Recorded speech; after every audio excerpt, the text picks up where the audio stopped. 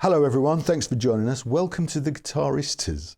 So today is part 2 of our end of year roundup, end of year Christmas holiday roundup of everything we've done this year. All the guitars we've reviewed and all the guitars we've mucked around with. There's been a lot. 52 weeks. I had a count. I think there's been 28 new or nearly new guitars that have come through that door.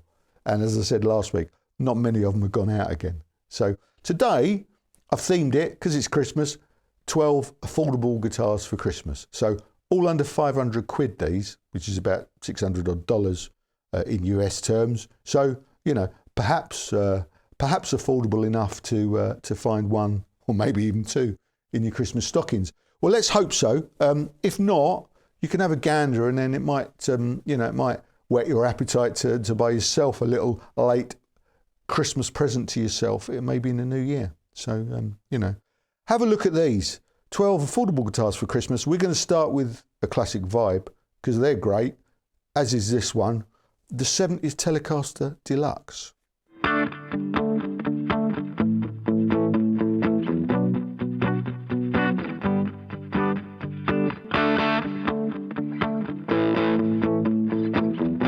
It's a Telecaster, it's got two humbuckers, it's Olympic white, and it's got that, I think, really cool 70s headstock.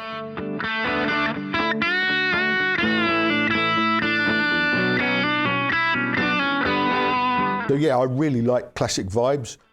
They're vintage correct, which really appeals to me. They're affordable, very affordable, and they play great. Fabulous necks. Really nice necks. They've all seemed to have this really nice vintage tint on, which is really nice, and they feel great.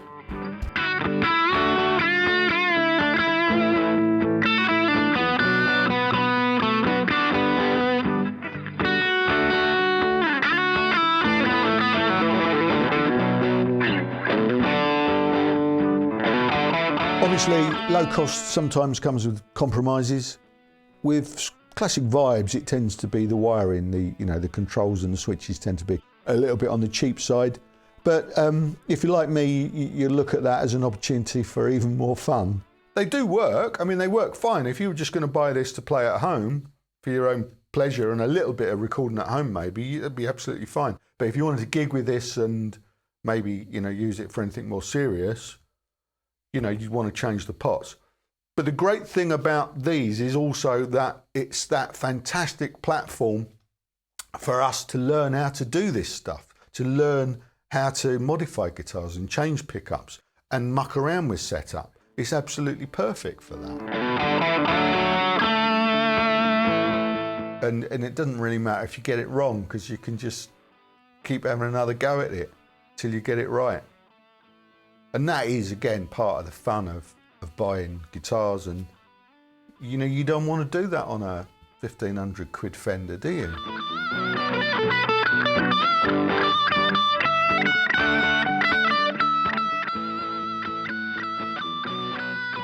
So yeah, I have still got it, and indeed next year we'll have a bit of fun with this, and we'll muck around with the wiring and the pickups and stuff, and yeah, enjoy it a little bit more, really.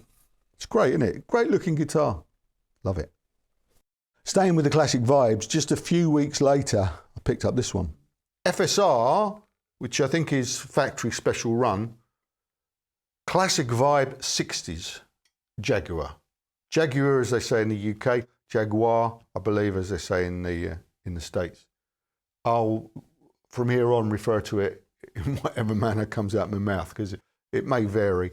I was very excited to get this guitar because I'd had a Fender custom shop version, a 3.5 grand 64 relict, beautiful guitar, but I never played it. So I sold that in January, got about 3 grand for it or something like that. Spend it on all these affordable guitars. This one, 430 quid, does exactly the same. I was excited. Brilliant guitars. Time and again, they deliver way beyond the price.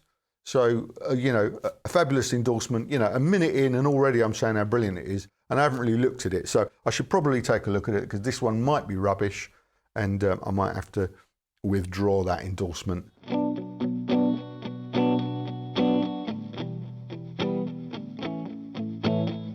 I talked about the notoriously fussy tremolo system on the vintage style Jags and Jazzmasters. You can hear that rattling around, see? That's the floating bridge. It's got little pivoty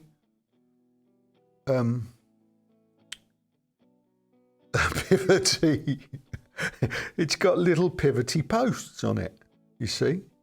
And I offered a tip on how to make it more stable and stay in tune straight out of the box. All you got to do, this screw here adjusts the tension on the spring under there. So all you got to do is screw it and lock it. You see that arm is gradually moving up. So it's just moving it back to the point where, we move it back to the point where it won't move anymore that way. There you go. It's now locked back. So pretty much we'll do the same job as the locking version of that. And of course that led to lots of comments and helpful suggestions of perhaps better ways of doing it. So yeah, don't let the tremolo on these put you off. They can work perfectly well.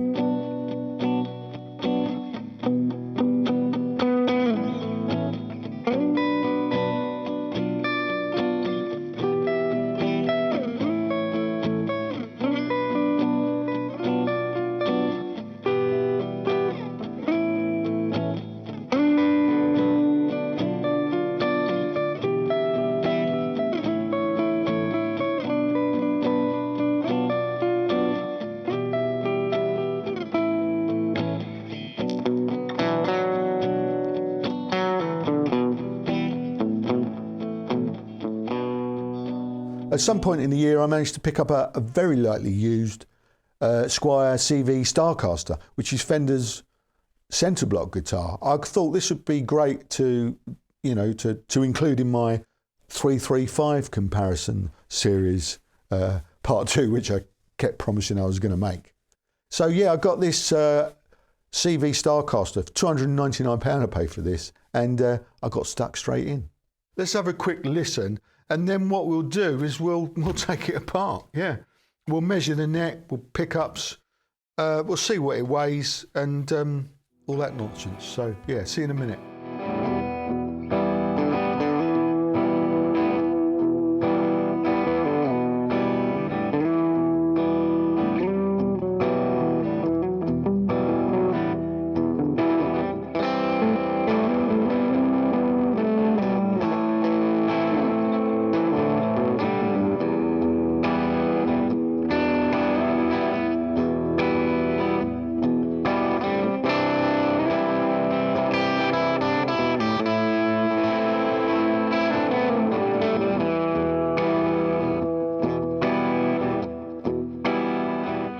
As I said earlier, the wiring can sometimes be a weak point on these more affordable guitars, as I discovered here. For some reason, the back pickup, neck pickup, stopped working. I'll show you.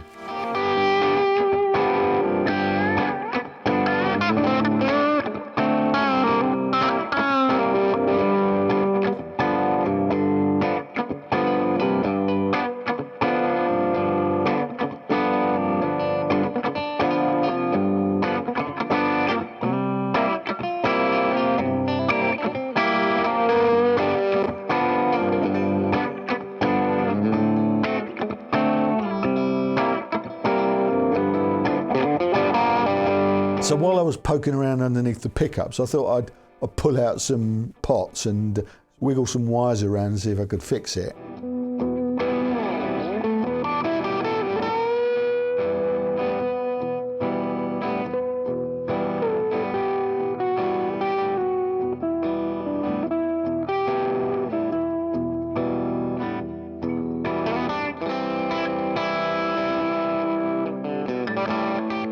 At this point, obviously, loads of you were shouting at the screen and furiously typing in the comments that it was the switch that was at fault. You're probably right. I do sometimes get blinded by my razor sharp vision of what it is I'm doing and forget the bleeding obvious. But well, one way or another, I managed to fix it. I've done that thing where I've had a wiggle around. I can't see any obvious wires missing, but I've had a wiggle around, obviously moving it, and it currently appears to be working. So what I'm going to do is I'm going to put it back and keep my fingers crossed that it carries on working. Yeah, I managed to get it through that review. We heard the neck pickup, but it didn't last for long, and it is, well, to this day, I still need to fix it.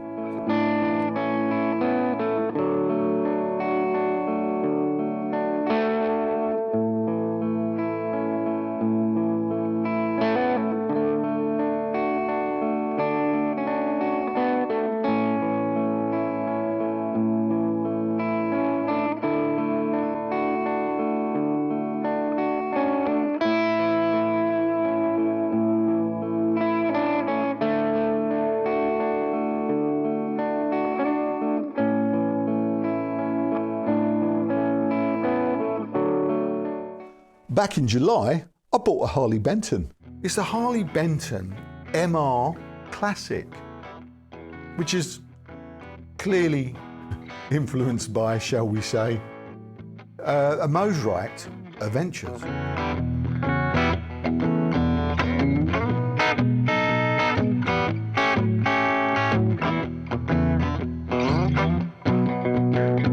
And that's why I bought it. It's a classic design. It looks like the Mosrite Ventures. It's got two P90s, and it was £211.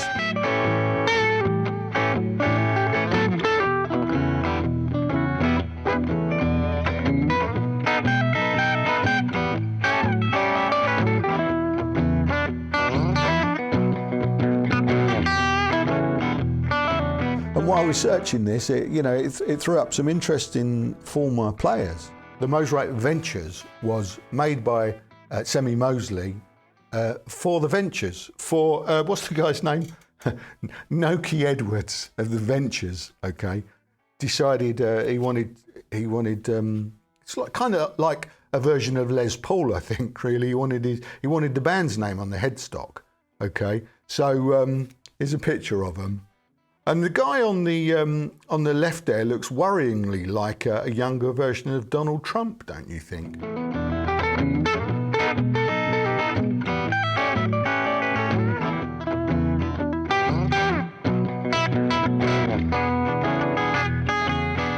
It wasn't very long ago you'd expect a guitar at that price, £211, to be rubbish.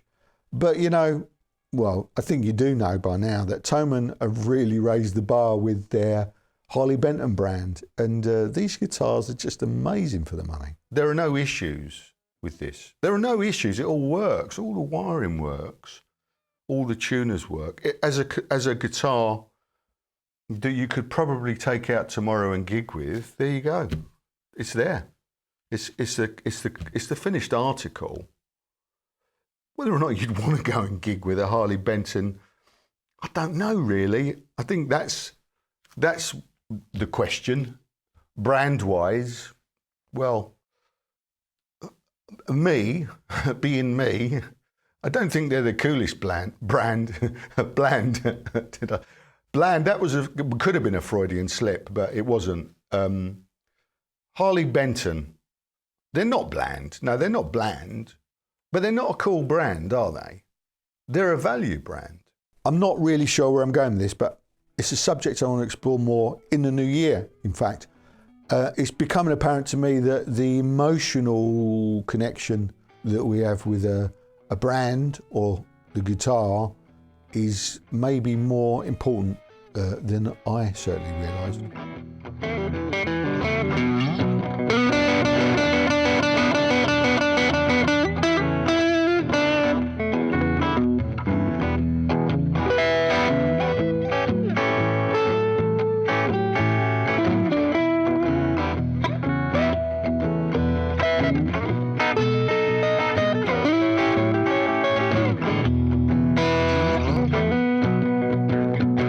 Okay, in the meantime, let's move on to another centre block guitar from the very cool heritage brand Guild. It's a Guild Starfire, as you probably saw in the thumbnail.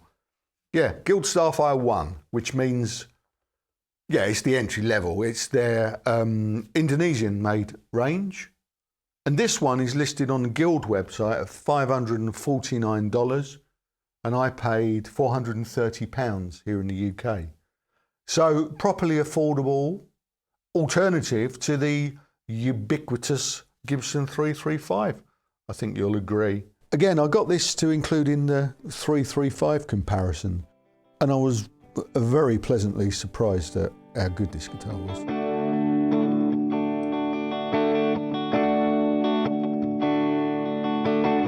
And what a good guitar, really. I'm surprised.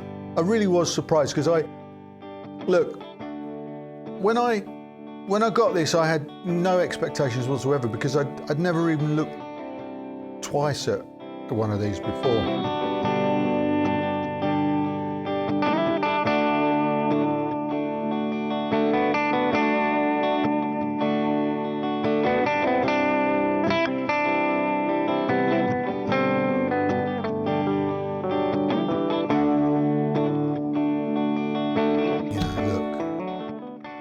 £430.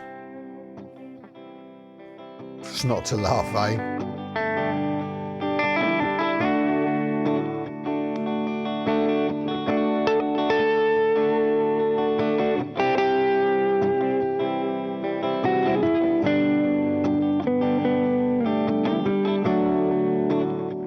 And back in September, I grabbed another centre block for our 335 comparison.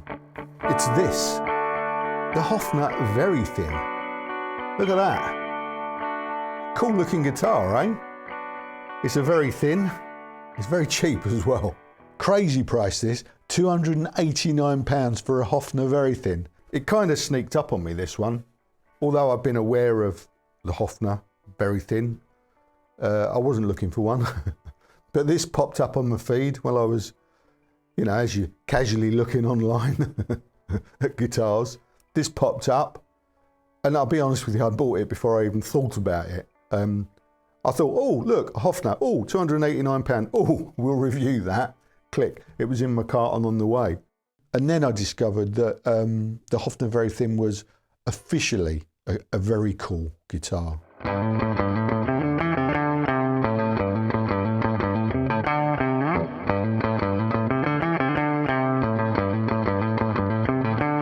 Obviously, researching this guitar, I discovered that, you know, Joe Strummer, one of my favourite bands of all time are The Clash. Joe Strummer played one of these in the 101ers, with the band that he was in before The Clash. Look at that, you know, it don't get any cooler than that, does it? So there it was, great excuse to rehash one of my favourite Clash jams. And I love this guitar, and I've still got it.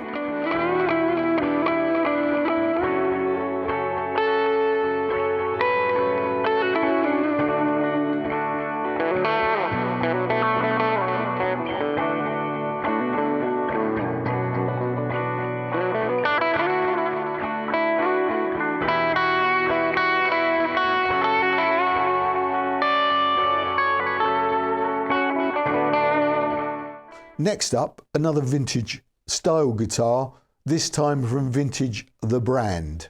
In spite of me saying publicly, just a couple of weeks ago, in fact, that I wasn't going to buy any more new guitars this year, I've bought a new guitar. It was an accident, but look, I've got this Vintage the brand V120 Icon Distressed. I think that's the full name. Black over cherry, this. That looks cool, doesn't it? Saw this hanging on the wall in my local music shop. Couldn't resist.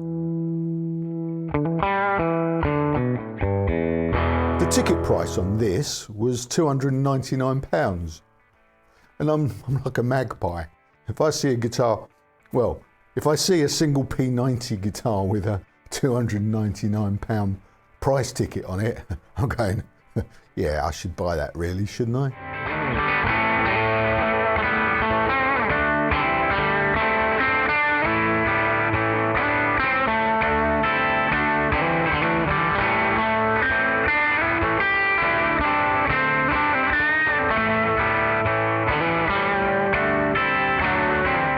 while poking around and taking this one apart, I discovered some nice original design touches on this.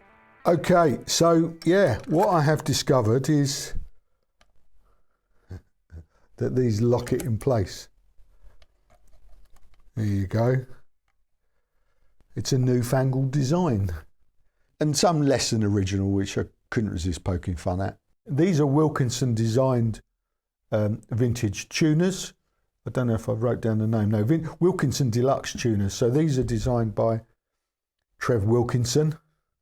When I say designed, they're quite clearly blatant copies of original 3 on a plate Cluson deluxe tuners from the 50s. But they look cool. Now, I don't know if you can see. So this guitar is distressed. It's got a bit of, well, there's only not much hardware on it. There are tuners and a thing, tailpiece, which we'll talk about in a minute. But the tuners, the aging, I'm going to do some close-ups of this. It looks, yeah, I mean, it's fun. It does look a little bit like someone spilt their coffee on it, to be honest with you. But, you know, on the buttons, I mean, I don't know how white buttons go. I meant to go rusty, but they have. Anyway, it's fun. I'm going to knock a 300 quid guitar for, you know what I mean.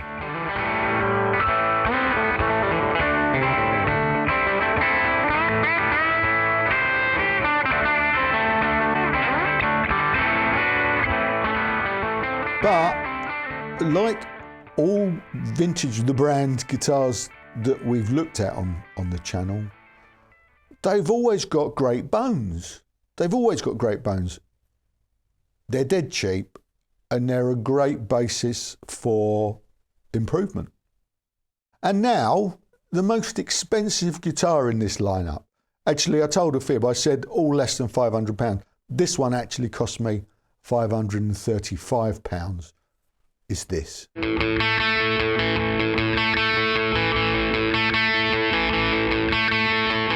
Can't review an Alpine White Les Paul Custom without playing some Jonesy, so I did seize every single opportunity possible. I was trying to recreate the Jonesy sort of sound, obviously, so this is as close as I've got, I think.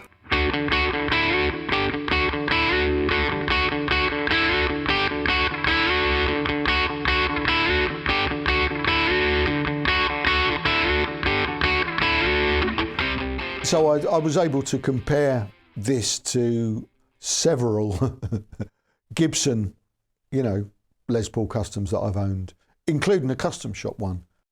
I must say I get more enjoyment out of this than I did from the one that I paid £3.5 for.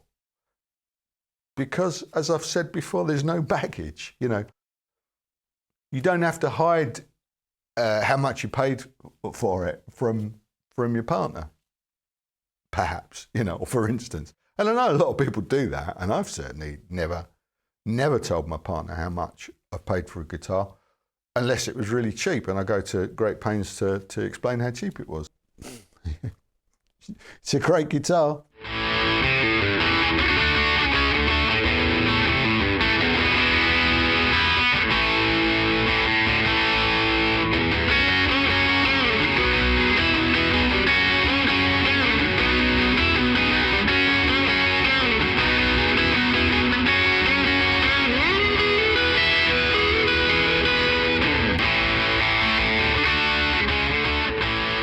I like everything about this guitar.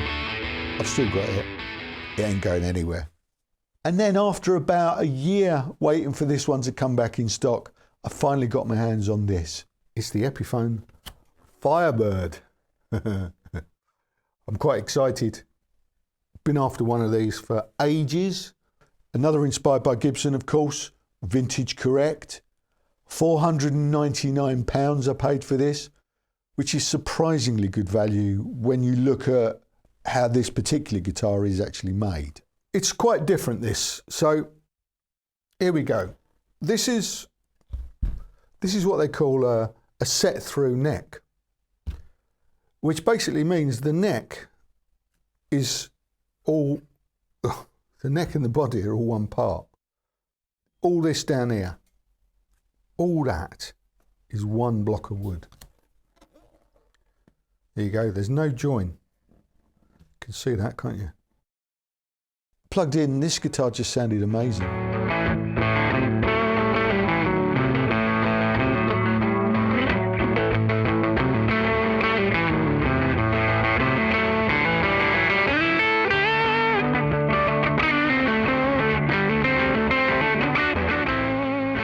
It is a unique guitar, this, and I shared some tips for anyone thinking about getting one. If you're thinking about getting a Firebird, some planning is needed, okay? Almost planning permission, to be honest with you, because it's massive. It's a massive guitar. It's just a massive guitar. It's like really long. You can't put it on a normal stand. You know, you have to reconfigure all your wall hangers because it's so much longer than most of your other guitars. It's a good, I don't know, it's probably about 4 inches longer than a normal guitar. So, you know, your carefully configured wall hangers, you know, above the shelf, you know, you won't be able to use them because it will knock your books off. And you'll need to get special, you know, floor stands for it and a van to carry it around in, basically, because it's massive. And as usual, we were able to play the decoding the pickup blurb game without success. FB 720 neck. I.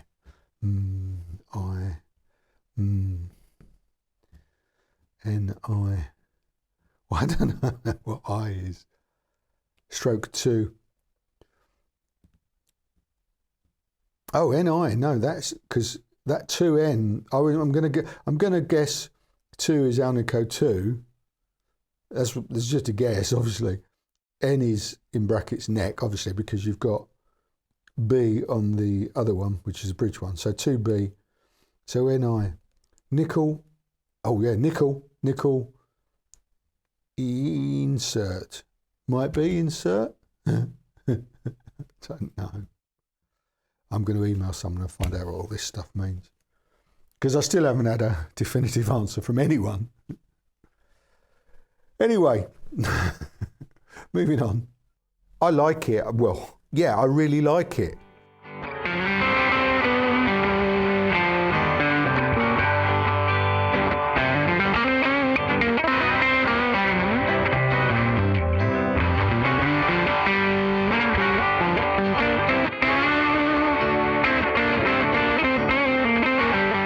These guitars from Epiphone, they're amazing value. When you consider, okay, this Firebird, £499, I don't even think it's easy to get an original series Firebird from Gibson. If you can, it's probably going to be a couple of grand now. They mostly seem custom shop these days, Firebirds, you know, £3.5, £4 grand. This guitar, £499. I honestly don't see any reason to buy a Gibson. Stuff going on, isn't there? Not bad at all.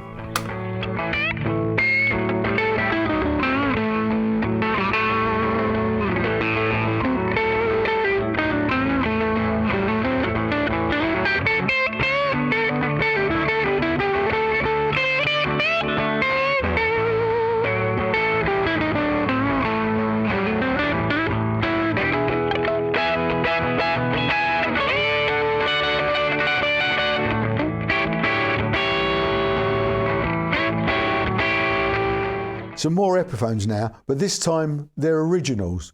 We'll start with this one, the Wilshire.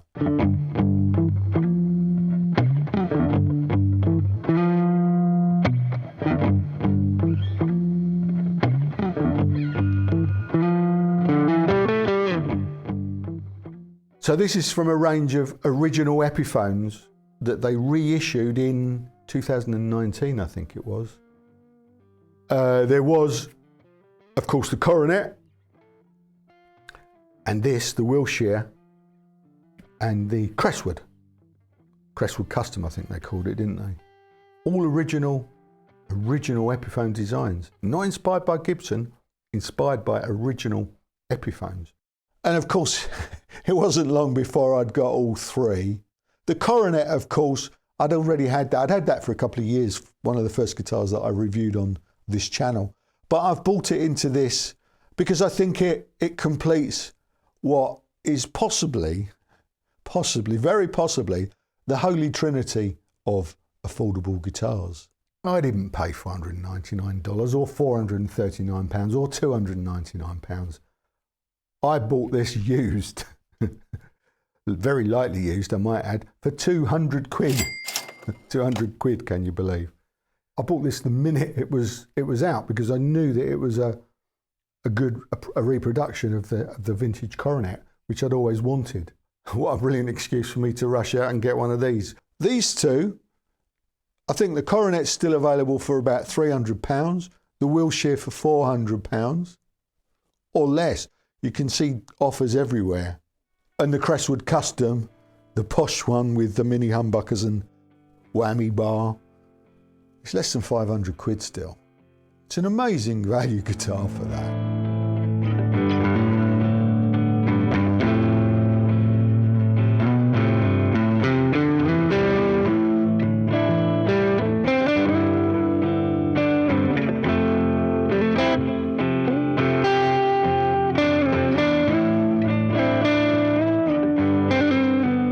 I like this guitar. I really like this guitar, and it's a problem because, as you know, I keep buying guitars that I think I'll like. Look, a bit of stickers coming off there. That means I'm going to keep it, doesn't it? It means I have no reason to leave the plastic on the pick guards because yet again I've landed a guitar that I like and I won't want to sell. So for the time being, at least, I've absolutely no intentions of selling this, or the Wilshire that we had a couple of weeks ago, or the Coronet. You know, I've still got that a year in, and it ain't going anywhere, basically. So I'm really pleased I've got the full set now. And I'm just a quick calculation. The full set cost me a little more than £1,000, I think it was. Can't remember what I paid for about 1,100 quid. Oh no, because I only paid 419 for about £1,000. I've got these three great vintage reissue guitars. Nothing but good things to say about those guitars. There's nothing cheap about them. And even the wiring on those is spot on. That's all CTS stuff and good Epiphone pickups.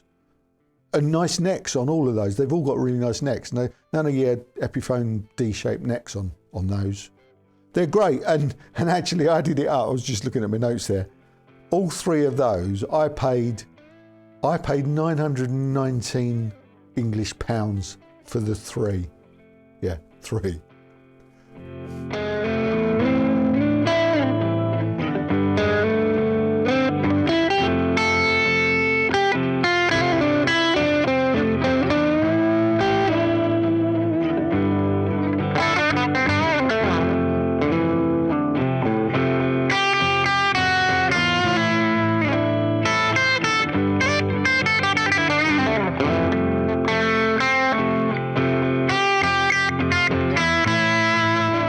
So there you go. That was 12 guitars for Christmas. 12 affordable guitars for Christmas. Okay.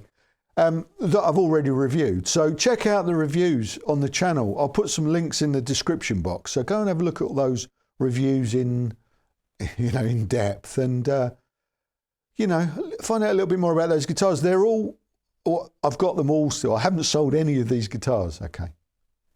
So I don't know what that says. A lot of them are vintage correct, which is speaking to my love of vintage original styles. And I think that's one of the things that I love about a lot of the guitars that we've looked at or look back at today is they give me an opportunity to own stuff like, the Jaguar, as I said. I've got a 400 quid version as opposed to a $3,500 version. I can justify having a guitar that I will rarely play if it's cheap and it looks the part. And actually the difference in playability. I mean, I'm not saying that the custom shop guitar wasn't great. It was a lovely guitar to play, but I don't really very often play a Jaguar. So what's the point of me having that when I can own something that's a fraction of the cost and pleases me in some ways more? Yeah, more. Affordable guitars make me happier than expensive guitars because I don't have to feel guilty about them. So, yeah, I am gradually weaning myself off expensive guitars now I've discovered through this channel what wonderful alternatives there are.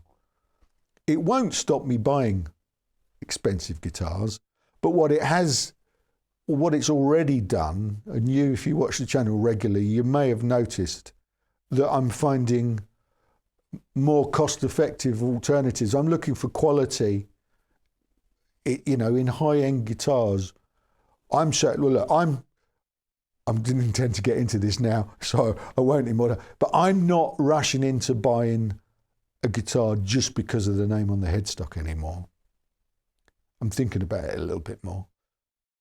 Anyway, let's wrap this up. That was 12 affordable guitars for Christmas. Next week, it's New Year's next week, we'll be back. Final roundup for this year. We're going to look at, well, obviously all the guitars that we haven't so far looked at in the last couple of weeks, and the projects that we've got involved in, swearing and all. So yeah, come back next week.